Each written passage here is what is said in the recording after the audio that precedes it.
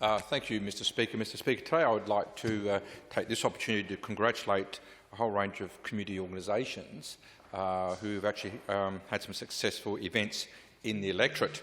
The first organisation I'd like to thank is the Motivate Dance Studio. Recently I had the pleasure to attend one of their 2 concerts held by the studio. The studio, which only started in the past 18 months or so, has grown strength to strength and has members which are younger than those who attend school to those in their 80s. The concert was very professional with a combination of music, dance and storytelling. It was very impressive, and they have some dancers that have participated in the recent National Schools Championships. I hear, Mr Speaker, that they are moving to larger premises soon on Tiver Road at Everton South because of the growth in the membership of the dance studio. I'd just like to take this opportunity to thank all those involved in organising the concert at the studio, because it was actually an impressive performance, and I must confess it did exceed my expectations in a very pleasant way. Also recently I attended an event held at the Starplex Scorer Stadium at Everton Park. That event was actually organised by the Wheelchair Basketball Association of South Australia. It was marketed as a come and try. It was basically an event to highlight the various para-sports which are available for people to participate in. Part of it was just to promote the various events and the various ways that people who might be living with a disability can actually participate in sport, but also these are some of the sports which actually lead to the Paralympics themselves. Mr Speaker, the important part about the Paralympics or parasports, why the only people with who are eligible must have some sort of disability. The people locally can actually participate in the various parasports events as well, which helps us also gain a better understanding and some of the challenges and barriers that people living with disability face.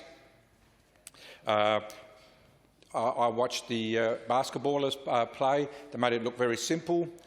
When I joined them, I must confess I found out how difficult it can be, and that they were really impressive on how fit they were, and also that hopefully some of these players will play in the Olympics down the track. So I congratulate the South Australian Wheelchair Basketball Association for hosting the event, and hopefully people will participate further.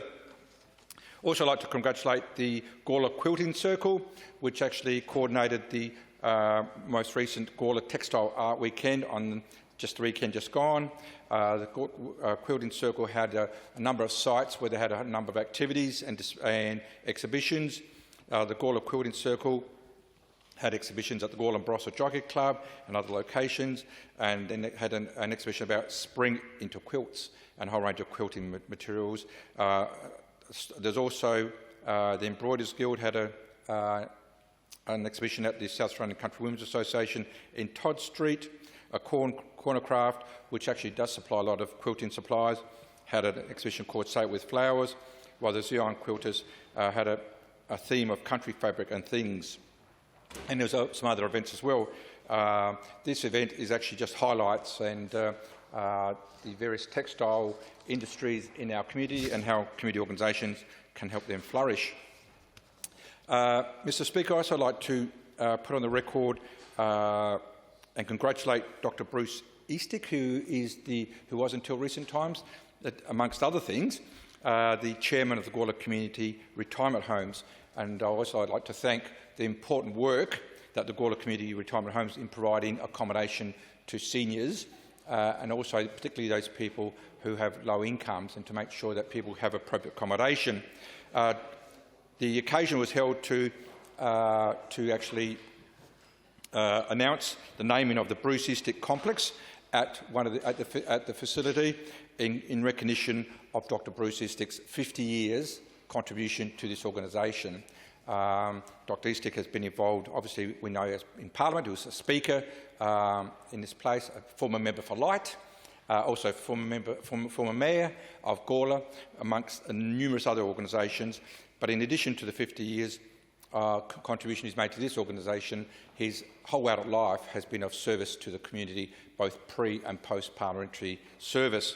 And I also understand he's turning 96 very shortly, and I'd like to put on the record my birthday wishes for Dr Eastick on a contribution to our community unparalleled in our community. Thank you.